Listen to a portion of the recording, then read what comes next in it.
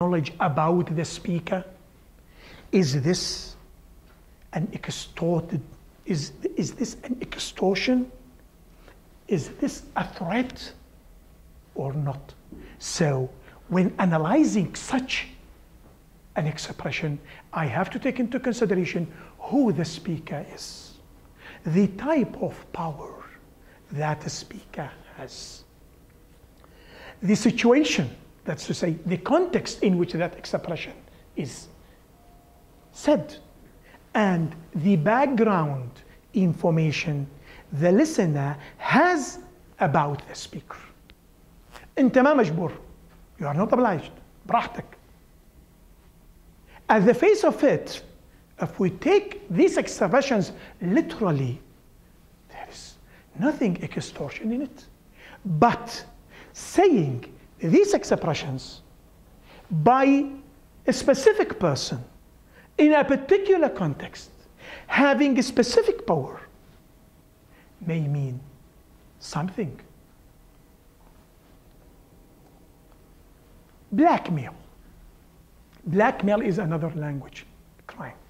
In a blackmail, we usually have threat. Also we have a threat. But to reveal substantiatory or false, يسميه بالعربي التهديد بالفضيحة. True or false information about a person to a public for the purpose of taking money from the person, taking the person's money or property. Again, sorry for the, again, a pragmatics here is relevant also in blackmail. The question which is usually asked in blackmail, is the intimidator able to perform his intimidation? Here, the plaintiff has to prove and the linguist has to assess.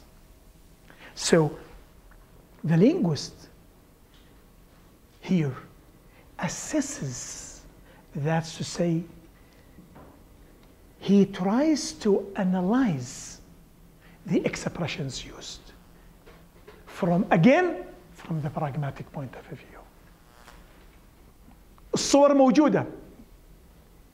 These are usually used by pictures, okay? Your voice is recorded. I might send it to at any time to your husband, wife, boss, brother. So, again, these words, if these words are said or are found in a given context, they make no meaning, they have no consequence. But using these expressions, again, by a specific speaker. Speaker, the intended meaning of the speaker. Why did the speaker utter these words or these expressions? So I have to take into consideration the intended meaning of the speaker. And witness. 5 minutes later. Yeah. Well, the linguist may be called upon to answer the following questions. Is there anything which subjects someone's reputation to danger? Is there anything in these words which may expose the plaintiff or the complainant to danger? So again, the linguist has to take these things into consideration. Who the speaker is, what power does he have upon him? This is number 2. Number 3, background knowledge of the interlocutor about the speaker, and not the other way around, or sometimes also the other way around.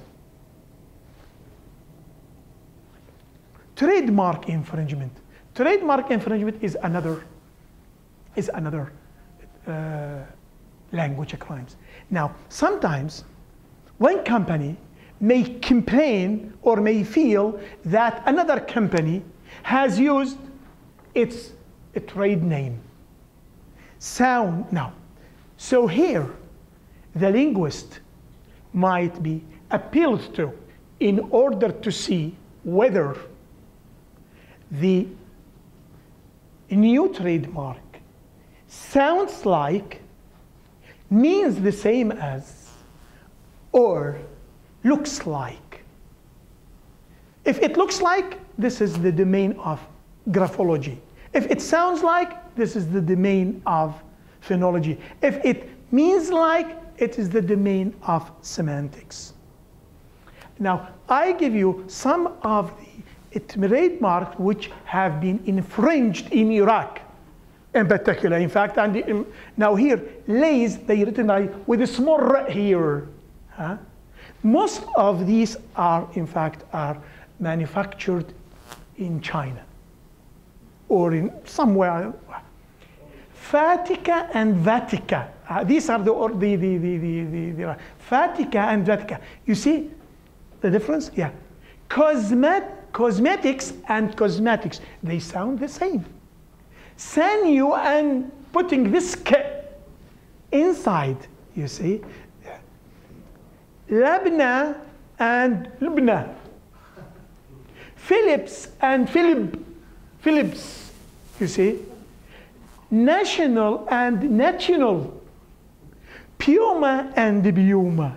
So you see, these are examples of trademark infringement. Here, there is the linguists are, or the linguists are, or are called upon in order to see whether these types of infringements have been taken place or not. Threatening. Shall I continue? I have so many things to do. Shall I continue? I'm sorry for the time. Yeah. Huh? Yeah. Threatening, this is another time, it is a declaration of a, well, let me move to a bribery. A bribery, in fact, give me 5 minutes, please. Now, a bribery is a corrupt benefit given or received to influence official action so as to afford the giver better than fair treatment. Now, bribery has a number of elements, legal elements. Criminal act. This is a criminal act, the act of bribing. It can be physical or it can be verbal. I'm not concerned with the physical, the act of giving, the act of requesting, the act of taking. I'm not concerned with this. I'm concerned with the verbal action. Because without the verbal action, without expressing certain words, there will not be a bribery. If I give this to someone without saying something before, with, or after it, it will not be regarded as bribery. So the verbal action is highly relevant. The second principle is that public official, there must be a public official, and the criminal intent. In every legal act, there must be criminal intent, and this implies that knowing and willing. That's to say, the criminal or the suspect or the offender must know that this is illegal act, and he wants to do that act. So this can be done again physically and linguistically. Proving a bribery. This is the important point, in fact. How to prove a bribery linguistically. I'm not talking about the physical action, because it can easily be proved physically. But the problem is that there are so many cases, especially in offering a bribery, in which we cannot prove without studying the language of the bribery.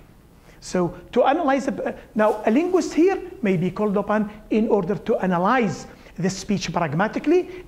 In this case, the linguist must take into consideration the context in which that expression is used, who the speaker is, what power does he have upon him, the hearer, who the hearer is, background knowledge, about the person